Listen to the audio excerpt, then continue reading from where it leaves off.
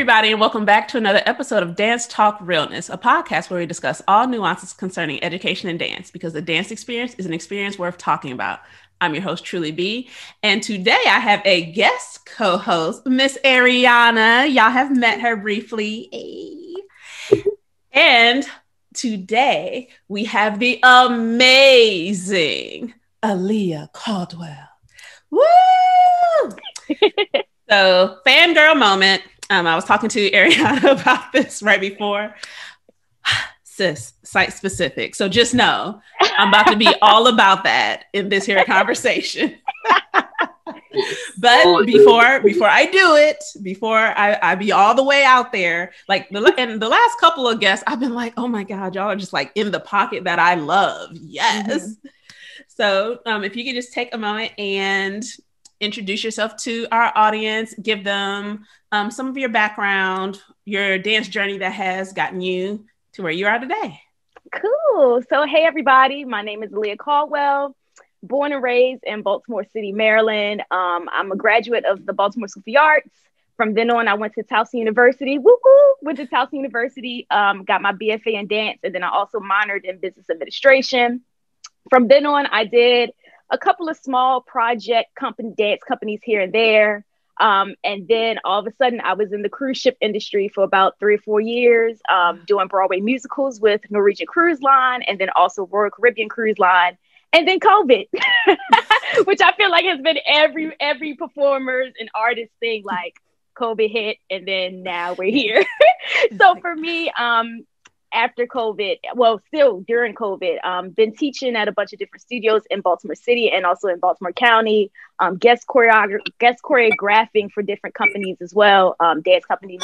And yeah, so now I'm just here. And then I just started the Aliyah Artist Collective back in December of 2020, which has been a blessing to still try to create and still try to dance even when it's COVID. So that has been kind of like my progression on my life. So yeah. I tell you, that was the fastest background run through ever. And I'm like, straight to the point. I was like, sis, like you're out here saying stuff that I'm like, wait a minute. It's like, dive deeper into that. All right. So yeah. Okay. So cruise lines, tell me more, because I don't know that I've ever really had a chance to talk to somebody about that. Yeah, it is definitely an experience. You're away from home, family for a long time, but you also get to perfect your craft. For me, when I first started with Norwegian Cruise Line back in 2016, 2017, that's when I first graduated from college. It was definitely like, it's so much more than just Baltimore. And the cruise ship life has definitely taught me that. You get to perform with folks from different countries. I had a dance captain who was from Romania. I had people in my cast that were from the UK, from Africa, from Asia, from the US. So it's just like a melting pot of everybody that collabs together because we love to dance and we love to perform. So I started with them, and then I transitioned to Royal Caribbean Cruise Line. And that's when I got a chance to almost perform Hairspray until COVID hit. So it was just kind of like, progressing to see like, you do kind of like the shows that they have on the ship. And then they also have Broadway musicals, and also the directors of those Broadway musicals come in and they train you and they help you do X, Y, and Z. So it's just kind of like pushing the boundaries of dance and the cruise ship life. And I also have heard, like, back in the day, I'm young. I hope I'm still young. That cruise ship industry was like, oh, you're a cruise ship dancer. But it's so much more than that. And I feel like it has grown so much. Now they're trying to push towards folks getting equity with cruise ship dancing, as far as, because you're doing the Broadway musicals. So they're trying to push that, like, you all can get equity and be a part of equity because you're basically doing what we're doing on land at sea. So it's just a whole different ball game. You learn different skills. I was doing aerial. I've never done aerial in my whole entire life, like the hoop, the lyre stuff. Never done it. They have someone that comes in and trains you with that. So it's just like, not only can you dance, but it's like you can sing, you can act, you can do the aerial stuff. So it just broadens your horizons. That sounds so fun. Yep. And then you get to travel for free. That has like been my top thing. I've been like to so many Western Caribbean countries, St. Lucia, St. Vincent, Barbados, like sand, beaches, drinks. But it's amazing. It's amazing. Yep. So I have a question. How was your transition, like from dancing 8 hours or more a day, 6-7 days a week at Towson, to now going to this floating albatross of like all these new people and new schedules? Like, what was that like when you first kind of dove right into it? I think for me, when we first got to rehearsals for the cruise ship, like you have that structure at Towson where it's like, all right, you dance in this time, you have your academics this time, you have rehearsal in this time. And I think when we started to get on the cruise ship itself, like rehearsals, the rehearsal process is the same way. You're really rehearsing from 8 a.m. to about 6-7 o'clock at night every day, except for Sundays. So it still had that rigid process because they're on a schedule as well. They have to be like, all right, we have to get all this material thrown at you within a month. So how can we do that on the schedule and keep it mundane that everyone knows everything, you feel secure in it, so that when you do get on the cruise ship itself, you don't have any worries or concerns. So I think for me, it was an easy process because I was always on go. So when I got to rehearsals, it was just kind of like, I'm already on that train to get to, to keep it pushing. Yeah. But it's definitely a difference. Like once you get on the ship and you know the shows and stuff, then that's when they're kind of like, all right, you get to relax, you get to chill out. Like, the shows, the music, the song, your costume changes, because that's a whole another different side of it. Like you just kind of like, you find the groove of the cruise ship. So yeah. Okay, cool. And so now from that transition into where you are now, how has that shift been? I feel like I said earlier, as artists, I feel like we're always trying to find the next thing.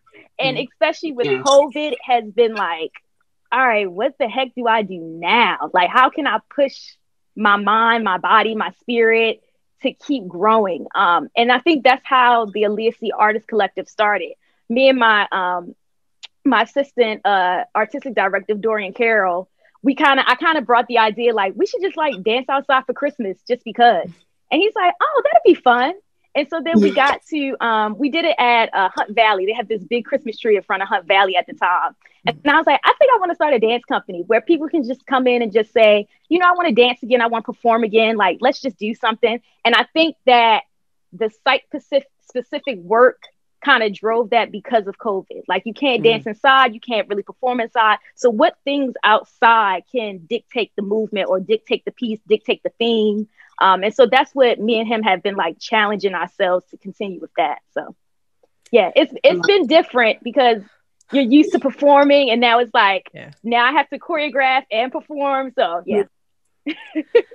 Like I was introduced to the idea of site-specific works in undergrad. Same. Yep. And loved it. I was one of the few people in the class who was like, yes, this is fun. I'll never forget, there was one assignment. We were on the sidewalk outside, like on campus, technically still. There's a stoplight. And so he's like, okay, so these are some of your cues. When the light's red, you're going to do this. People are driving by honking and everybody else was so embarrassed. And I'm like, this is fun. I like this. It was so funny because when we did our first video at Hunt Valley at the Christmas tree, we're doing lifts and things of that nature. People are honking like, oh my gosh, beautiful. Oh my goodness. People are just stopping. And you see people stopping and put their arms up and just stand there and just watch. And then they see it 3-4 times. We did it a couple times. And they're like, oh yeah, you guys are great. Yeah. And they just keep walking. So I understand that completely. It's like, they're just like, oh, that's nice. Yeah. Yep. And they just go about their day. And it's like, okay, thanks. Yep. Thank you. But yeah, I totally get it. But yeah, I was also introduced to site-specific work in college as well. And I never would have thought that like that would be it. That would be the thing now. Because it's kind of just like, in college, you're kind of like, I'm just trying to get a grade. Like, this is not really what I was trying to do. I'm trying to do this. But life and God be like, yeah, you thought, and will direct your path totally different than what you thought it was going to be. So yeah. Say that word, because sometimes they'd be like, oh, so we're not doing that? Oh, okay. Yeah, cool. Okay, all right, I hear you. I'm like, let me go ahead then. Let me run it back. So something else that Ariana and I were talking about prior to you jumping on was that we, neither of us have really seen a lot of Black dancers or dance companies doing site specific. Mm-hmm. And so that was my initial like, shut up. Yes, sis. Someone looks like me who is into this too. And like, not just, you know, an occasional or, oh, I'm just going to throw this little thing out there, but like seriously doing it. And I know I've not seen it. Yeah.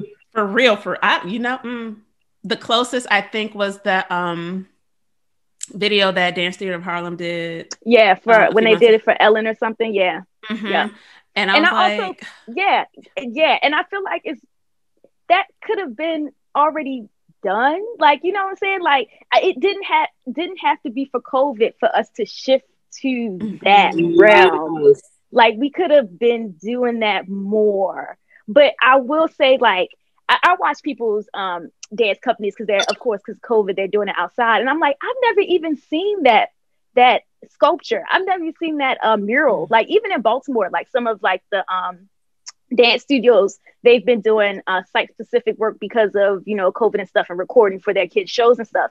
And I'm like, that's pretty. Like I've never seen that location. And I've been living here for 26 years. I've never seen that. So it's just like, even still, like even to see different environments and stuff, like, but we could have definitely been pushing towards that a very long time ago.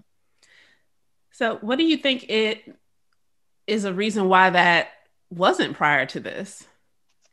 I think a lot of it is change. I think as individuals, we are scared of change and we don't like to see things that we're not used to.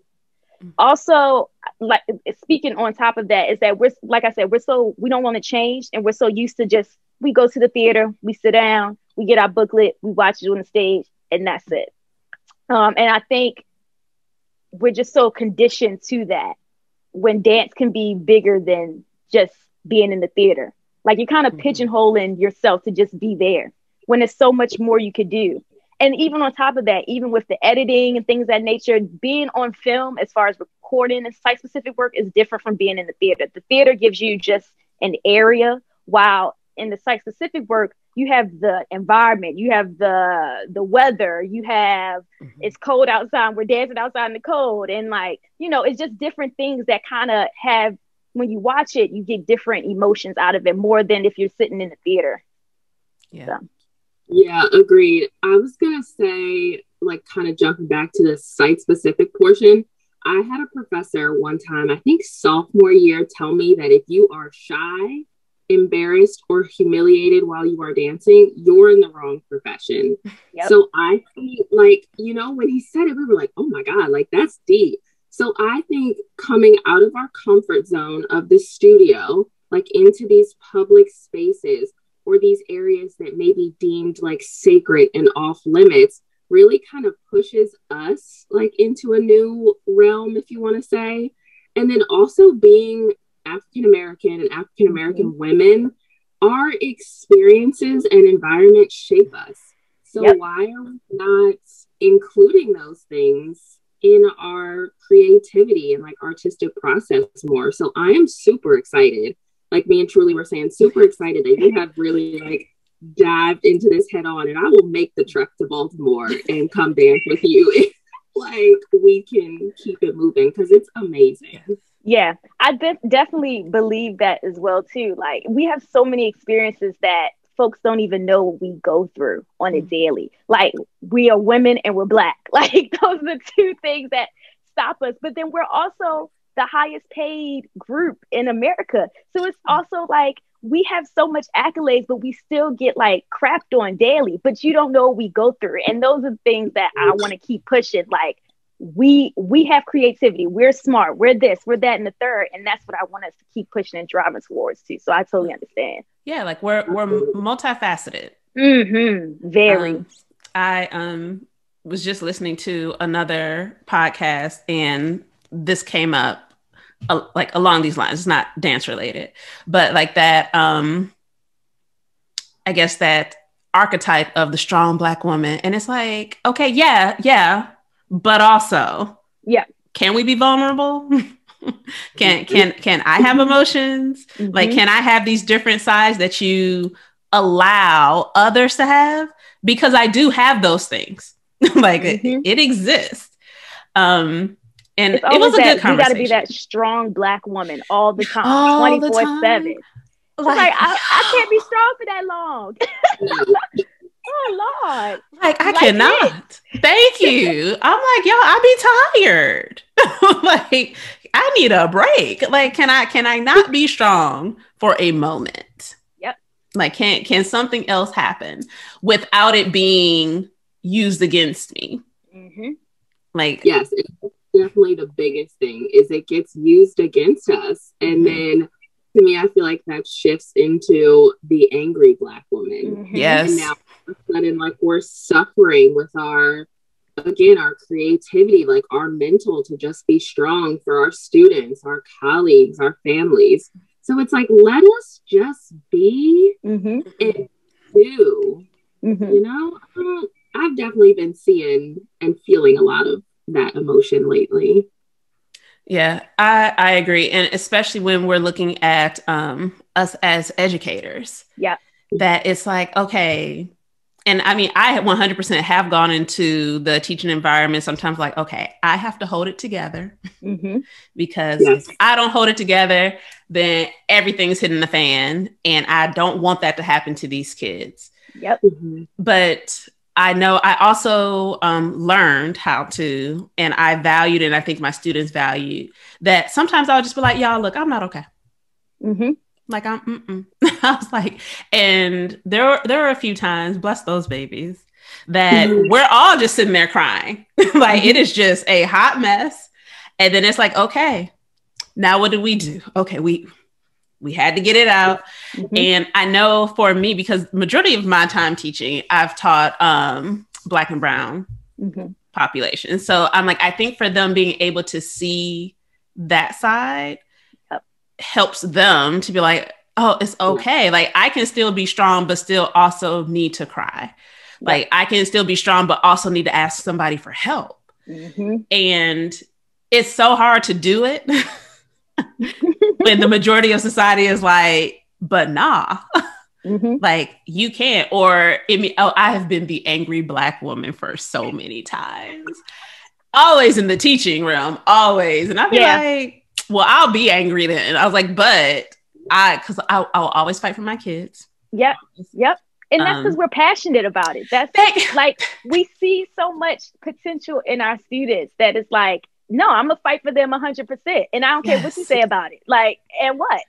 Like literally that. And I'm just like, you don't want me to be passionate about this? You don't want me to be passionate about teaching these kids? Yep. I'm like, are you sure? Because I think that is what you want.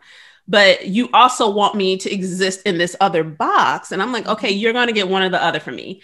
And I can tell you now, because I used to get in trouble for saying this. And I was like, I still say it teaching college. I still say it that I'm like, I don't really care about nothing that goes on at y'all school. I care about millions. So are they with me? I got them. Like I will do what I can for these people, but I'm gonna let you know now, I don't actually care about the school as a whole. And I'm like, is that wrong? I don't know. And I don't care. I'm like, you hired me to do this. This is what I do. This is what I'm passionate at. Like, this is what I love. I will make sure that if you're like, we need you to build a dance program, then I'm building you a program. If we're like, we need you to like revamp it, I'm gonna revamp it for you. If you're like, we need you to like spark some of the love for it in these kids, I'm gonna do that for you. However, hall duty was never for me. Wasn't my testimony. Lunch duty, I'm not showing up. And that's the also part that I will never understand is like, I feel like they do that for the art teachers in general. Like, not only do we have to teach these kids, but like, oh, can you like Hallmark? Oh, can you serve the kids lunch because we missed somebody? That ain't my job. I don't get paid for that. Thank you. I was like, that's not in my contract, y'all. Stop playing. Show me in this contract where it says I'm doing that stuff. I totally get it. Because they'd be like, in other duties, no. I need you make it plain make it plain because I don't want to. And like Ariana, I don't know if this happened for y'all, but I know I'm about to just put these people on blast. I don't work for them. So PG County sent out this document. Essentially, and this is just paraphrasing, essentially though, it was that the arts teach the specials, and I've always hated that, that they would relieve the classroom teachers so they could have their planning and break. And I was like, I'm nobody's relief. Not with all my degrees. Not with me having instruction also. Not with me seeing more bodies. Like, what? I'm nobody's relief. I am confused. And I was like, so this is why I'm glad I don't work for y'all, because that right there would have made me leave. Like that right there, I'd be like, oh, but they have been doing it. But this time they had the audacity to put that thing in writing. And I was like, we kind of did have that. I think it was right before they told us we were going to go back. It was all about like the kids are going to be with their academics. Encore for us. Encore teachers are going to step in as needed and cover, but we won't get to see our own kids in the classroom. So it's like, for me, you're depriving them of something that they actually need. You're depriving them of something that I need and really want to do. And who's really getting a solution? Like, you're continuing to stifle the arts and all this and education that we have to offer that will help them in math, in language arts, like all integrative studies. And I'm just like, it's frustrating. It's frustrating. It's like, how do they not see it? I don't know how y'all do it. I was in a inner city school for a year teaching ballet.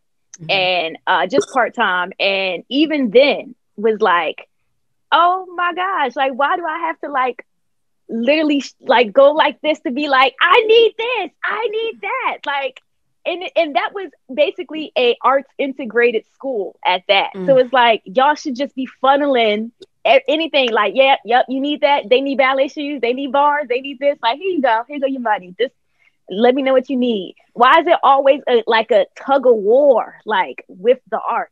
And it's that's like the too part much that's like right. It's so annoying. So annoying. Because like you said, it helps in other subjects, like how to count to 8. That's math right there. 90 degrees.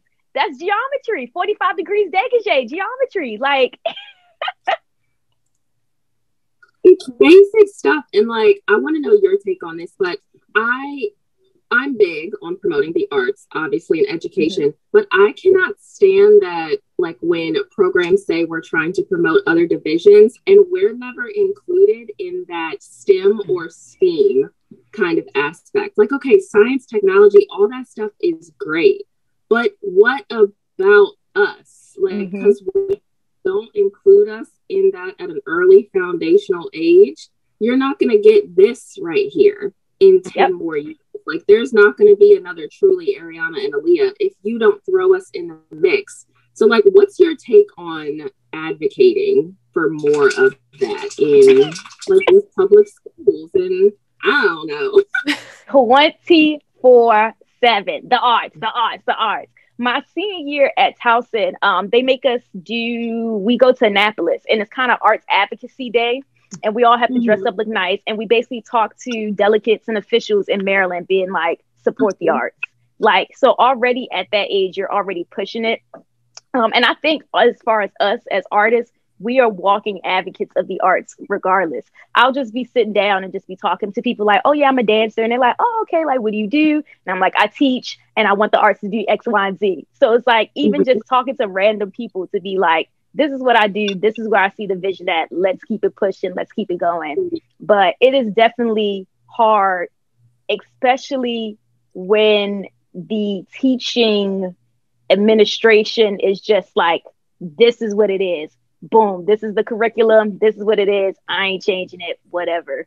But I think for us, we just have to, even when we feel like crap, to be like, I'm tired of saying I want this, that, and the third. But I think for us, we just have to like keep it pushing. It's going to change, hopefully. And like, I 100% agree. I've always, like, I've been on record on here saying that. I was like, let me tell you what I'm not going to do. I'm not doing the fight. I'm not the one that's going for the job that's like high up, that's writing some of these things. Yeah. I have friends who are willing, and I'm like, I support you. You've got this. But I think because everyone has their own role in helping to push the field forward. I'm a firm believer in that. And so I'm like, I know my role is 100% in the classroom. Anytime I've tried to get away from teaching, I get sucked back in. Like, it's like, all right, sis, clearly this is you. Like, I am an educator, period. But I think something that would help is not only in the training, like from beginning to end, but definitely in training those who, whether going into performance track, education, is how to talk about what we do. Yeah. Because we know, and we know what we get out of it, but sometimes the breakdown can come in articulating that to someone else in a way that they can understand.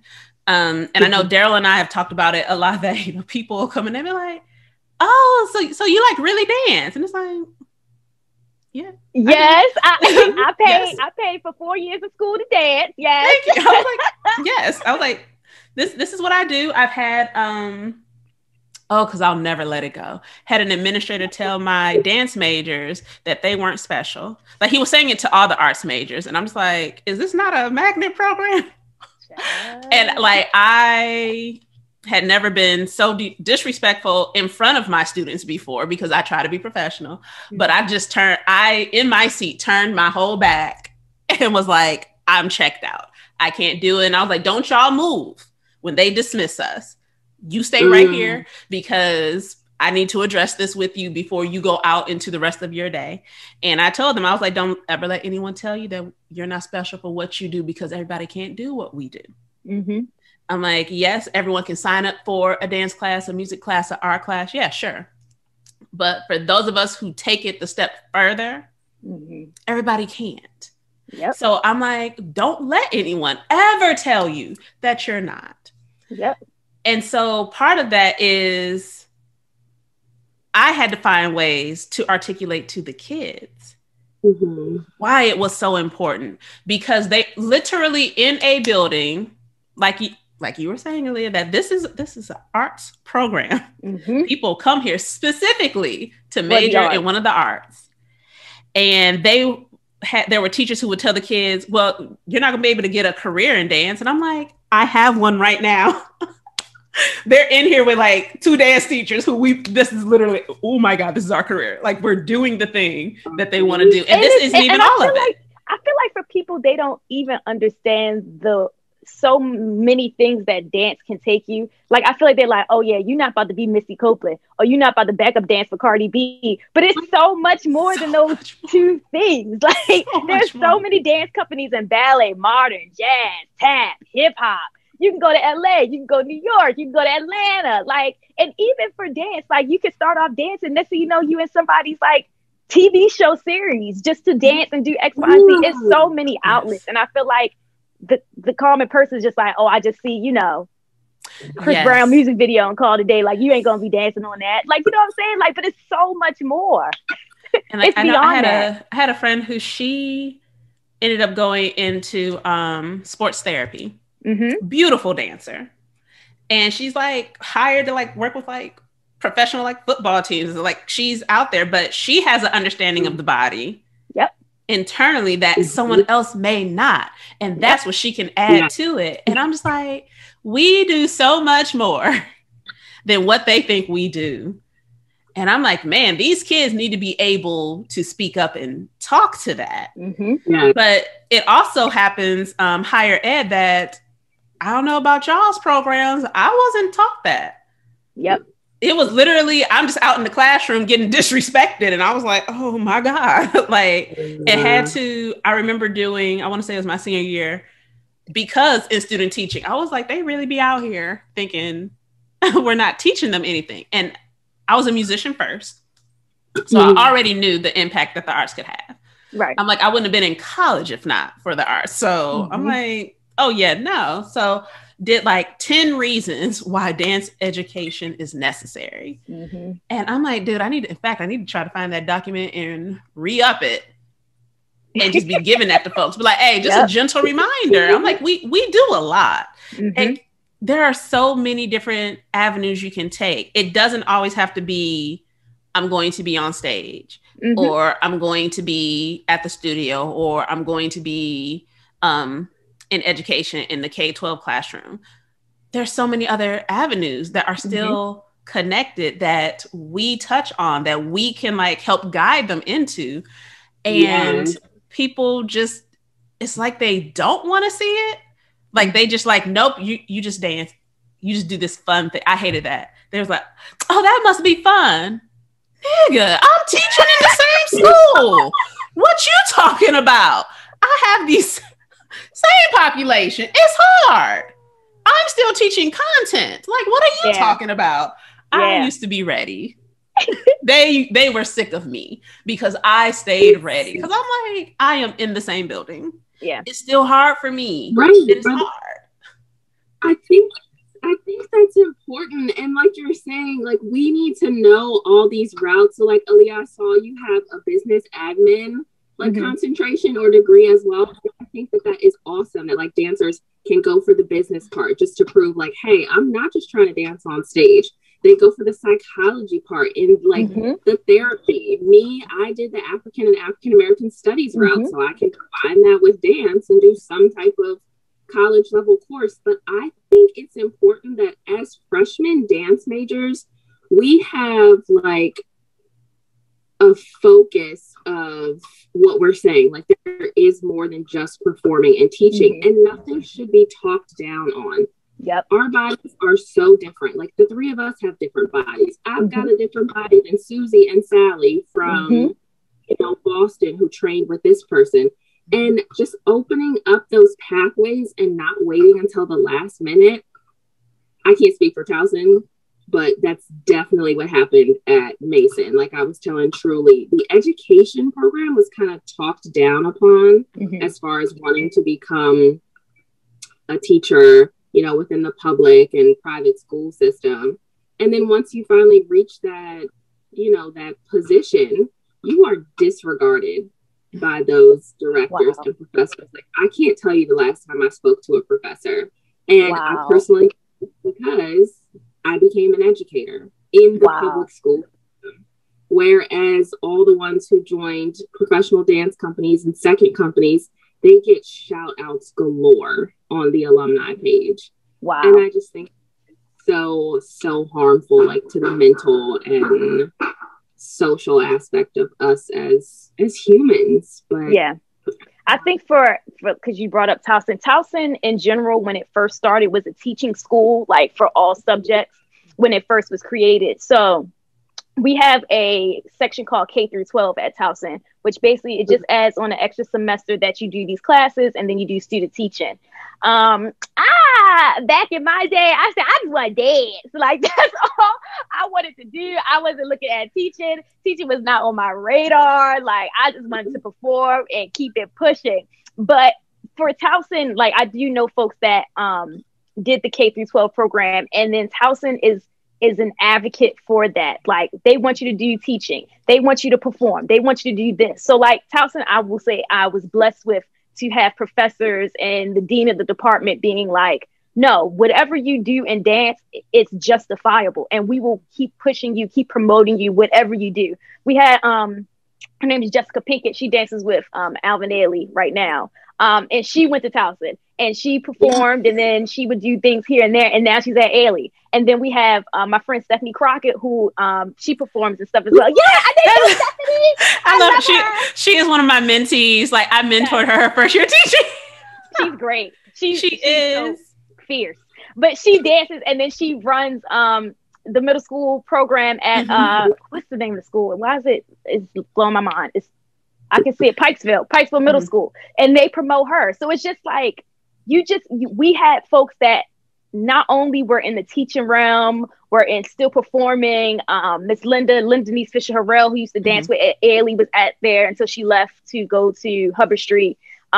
She was still performing with Ailey at the time and was pushing that. We had Vincent Thomas, who had his own company, VT Dance. So like we had different professors doing different things. Run Child Do is now over. What is in DC? I can see the name of the daggone dance board in school. Can't think of it. But we had professors that had different things that they did in dance. And so that was a blessing for us because we're like, oh, not only can we perform, but we can own dance companies. We can still perform in dance companies we've been dancing with for years. We can keep teaching. We can start different programs. Like, so that has always been like a blessing to go to Towson. So absolutely.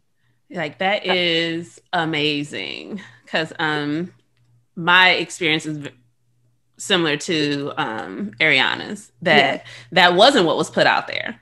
Wow. It was either, you're a performer or you're disregarded. But I mean, also high key, it was also like, okay, you're also white or you're disregarded. So there was a lot going on down there. It was a lot. And I'm just like, it's the early 2000s. What are y'all doing? Like, we're still on that? And it's like, yes, North Carolina was still on that. They were 100% still on it. Wow. But it's comforting to know that there are people who have been pushing and who have been showing you don't have to be limited to just one. You don't have to just choose one. Like if you want to, you can, but you're not stuck. Yeah. Especially, and I think that's with dance. Like we have to keep growing. Like, and that I think for me, like I just wanted to perform. And so when I left college and started performing, I'm like, I'm yearning for something else. Like, what can I do next?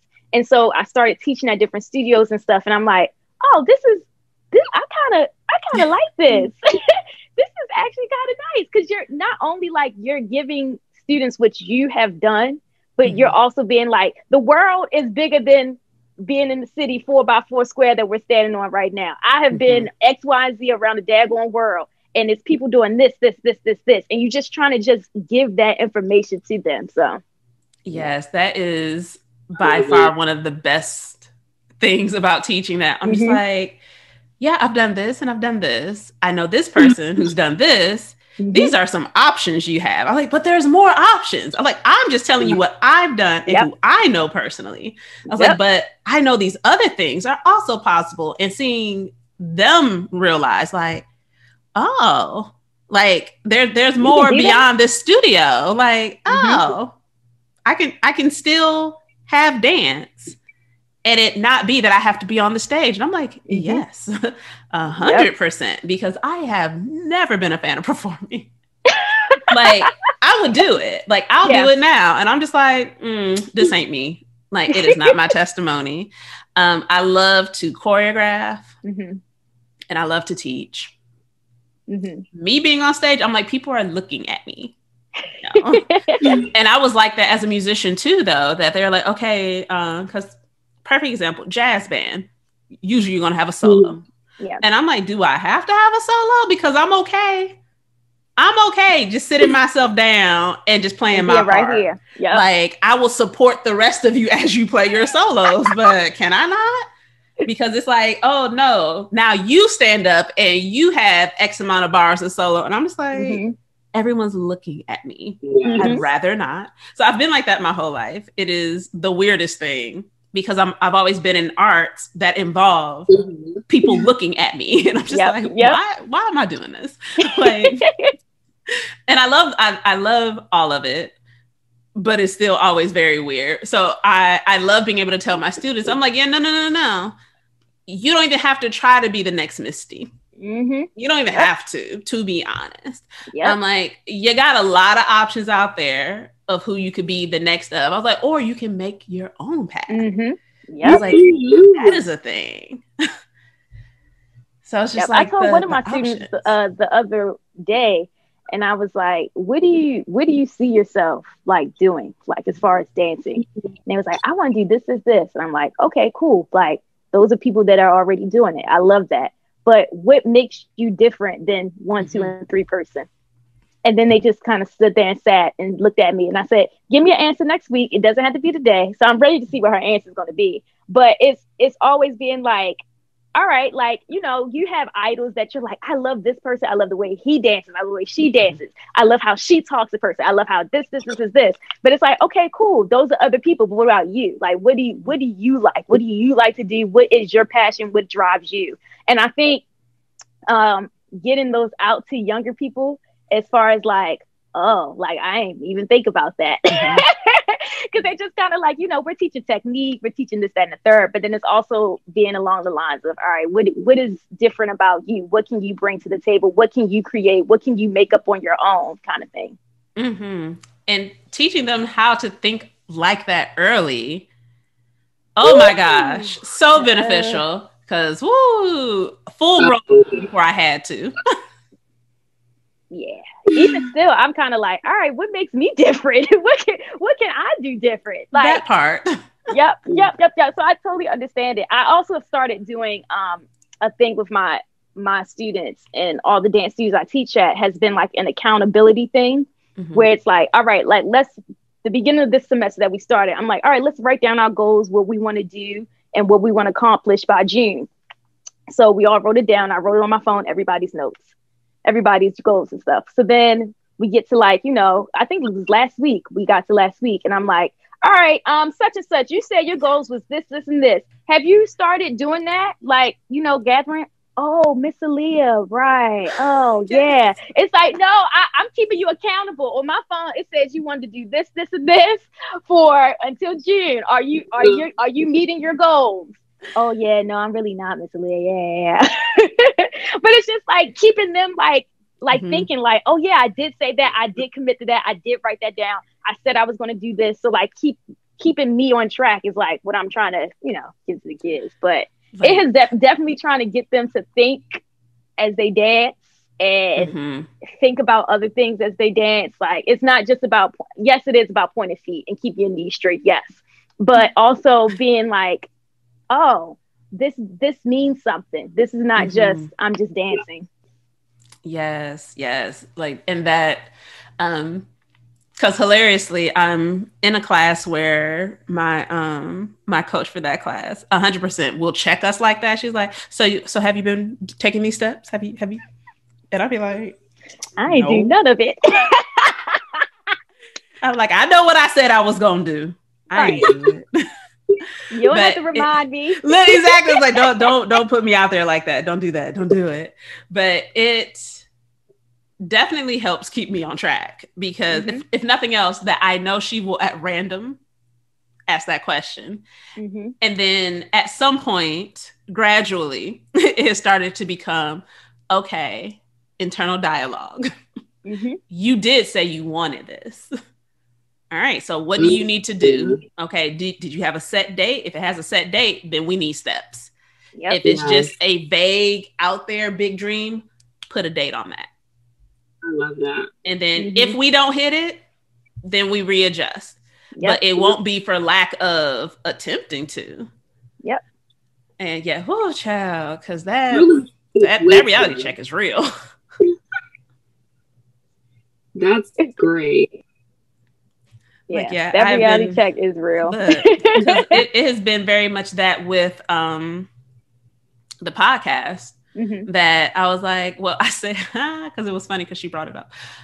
She was like, well, didn't you say you wanted to like start booking more people? And I was like, yeah, I said it. She was like, did you reach out to anybody? I'm like, no. was I supposed to do that? She's like, how are you supposed to get them if you don't say something? I'm like, they'll find me. It's okay. If it's meant to be, they'll appear. Yeah, and they have for you. Like, truly has taken this thing and gone through the roof with it, in my opinion. And like a couple, what was that we did mine? Like 2 or 3 weeks ago, we talked about the whole rebrand and reintroducing yourself. Like, what are your pillars that you stand on? So if you tomorrow, this is for you, Aliyah, if you tomorrow had to like wake up and somebody, you know, a coach like Truly has told you, make a list of some things that you want to repurpose and redo for yourself as an artist, a boss, like, what? You can give me two. I just like threw that out there. Like, what? Yes, on the spot. I know. I'm like, ooh.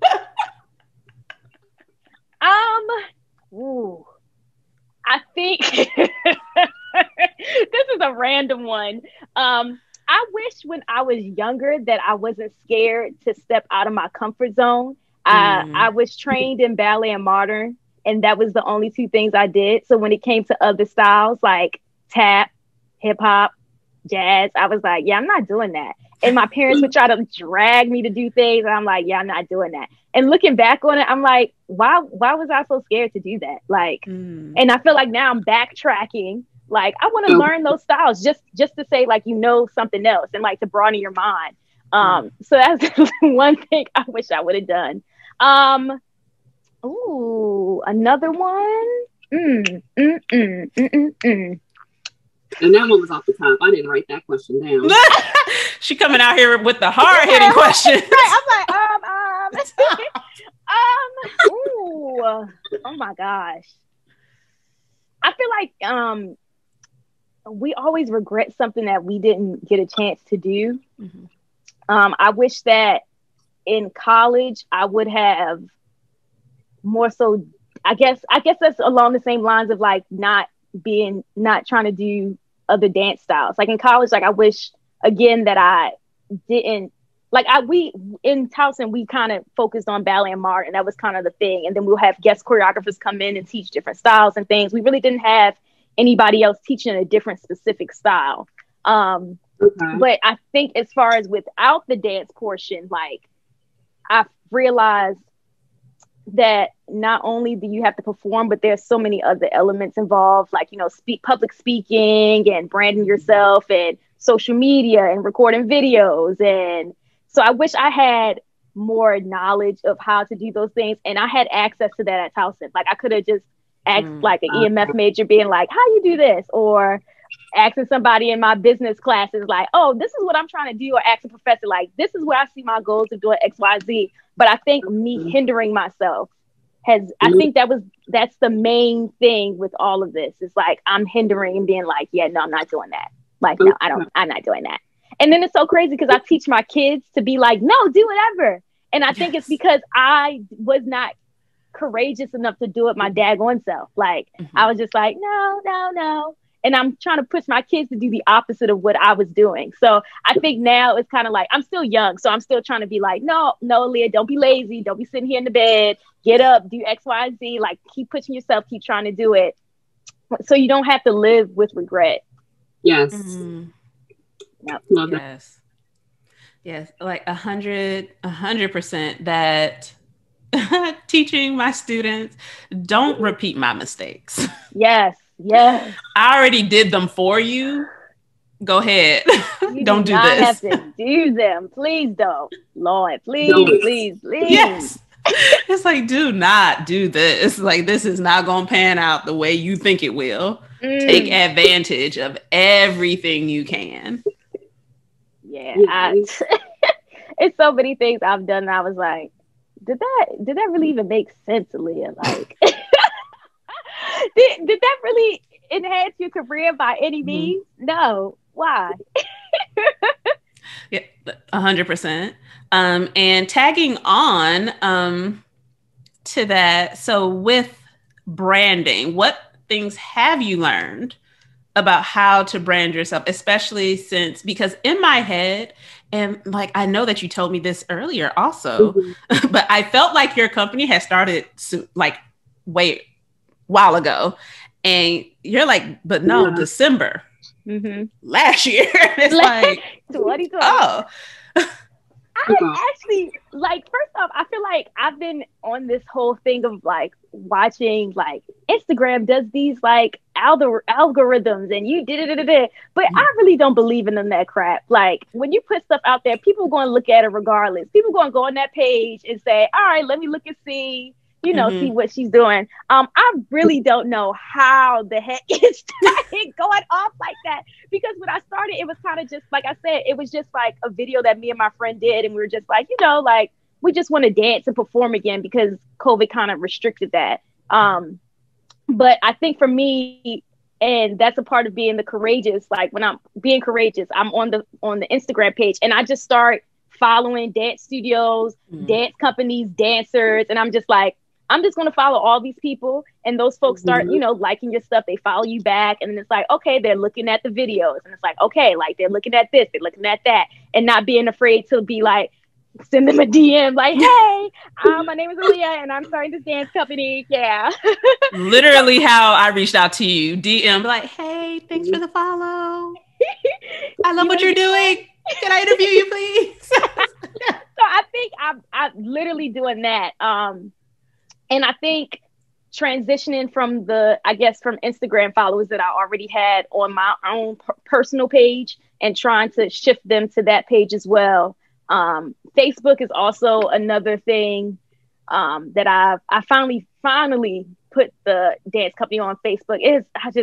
Sometimes I get bogged down and it's like, I don't know what button I'm pressing. I feel like an old woman, but I finally put it on Facebook and kind of, yes, because it's just so much now, but I finally put it on Facebook to push that as well and get more people to see, you know, the dancing and stuff like that. So I think for me, it's doing that. And then as far as, like I said, I wish I would have known how to do certain things in college. Like my mom actually is the one that like video records it for us, but we'll tell her where to stand. Like, we want this, we want that, whatever. And then it's like, okay, I got to have her to do that. And then it's like, I'm the one editing it. And then it's like, all right, what we want to wear for costumes? I got to want to figure that out. And then it's like, oh, like I got to make sure I post it on social media. Got to figure that out. Oh, I got to download this app so I can make the flyer for it. Got to do that. So it's always like, it's beyond just dancing at this point too. It's like all this other things that I have to do as well. So I think trying to do all of that and then branding it and putting it on social media, doing videos here and there has been helpful. Doing like little reels and stuff. Like we'll do blooper videos of like one of them, Dorian forgot the choreography and I kept dancing because I didn't see him. So I'm still going, and then I look and he's standing there looking at me like. I almost died when I saw that because I was like, that is me. Literally, it was so funny because he'll do that sometimes in rehearsals too. And I'm still dancing. I'm like, yeah, we're gonna do this. Boom, boom, boom, boom, boom, boom, boom, boom. Then I don't hear anything, and I'm looking back. He's like, yeah, I forgot after the first 8 counts. Can we start from the beginning? And I'm the same way. He'll keep dancing. I'm like, oh, that's what I choreographed. Right. I forgot. So like even that, and I think that makes it more like human. Like It's like we all mess up. Like it's funny to us, like. But we're still giving, you know, quality content, quality videos, different areas in and around Baltimore DMV area. But we're having fun doing it. Like dance doesn't have to be so serious. It's like we're having fun. So I think also with that, like people seeing the reels of us, you know, laughing and stuff, like, you know, it's kind of just bringing more people in, being like, oh, okay, like what are you guys doing? So hopefully it just keeps pushing, like to see it from, I'm really excited to see it from December 2020 until December 2021 and see how it has progressed in the year. So it's going to be beyond your wildest dreams because y'all are out here. And I'm just going to say the same for Ariana's rebranding also, because I'm just going to keep shouting you out, sis, because when I tell you that when I first saw her about to do it, I was like, is she good? Because when I say wiped a page, wiped. It was like under construction, we coming back. And I'm like, okay, I'm gonna give her a little bit. We're gonna see what this first post do. And if she not okay, I'm sending her a text. I'm gonna check in.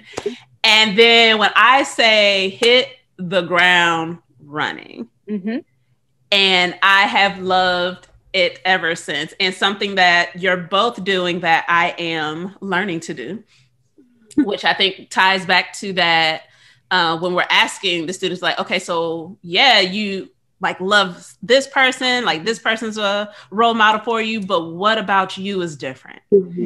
And being able to see the real you in both of y'all's is what I think does it. That it's not a cookie cutter. Okay, we just want to show you this perfect version of everything that you're like, yeah, nope, today was crap.